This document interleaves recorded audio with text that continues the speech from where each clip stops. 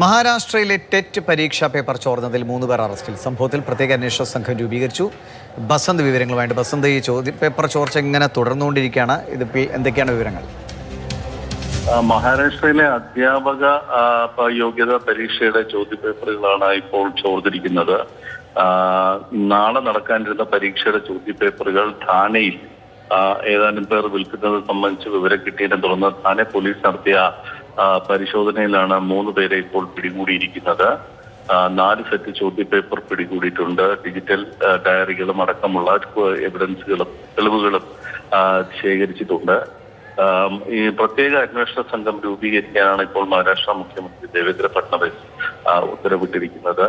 മാത്രമല്ല, മഹാരാഷ്ട്രയിലെ സംഘടിത കുറ്റകൃത്യങ്ങൾ അടിച്ചമർത്തുന്നതിനുള്ള നിയമമായ മക്കോക്ക ഇവർക്കെതിരെ ചുമത്തുവന്ന് ഇപ്പോൾ ഉപമുഖ്യമന്ത്രി ആഭ്യന്തരമന്ത്രിയായ ഏകനാഥ് ഷിൻഡെ അല്പസമയം മുമ്പ് വ്യക്തമാക്കുകയും ചെയ്തിട്ടുണ്ട്. ശരി, പി ബസന്താണ് വിവരങ്ങൾ നൽകിയത്. അധ്യാപകരുടെ യോഗ്യതാ പരീക്ഷയുമായി ബന്ധപ്പെട്ട ചോദ്യപേപ്പറുകളാണ് ചോർന്നത്. അതിൽ 3 പേർ അറസ്റ്റിലായിരിക്കണം.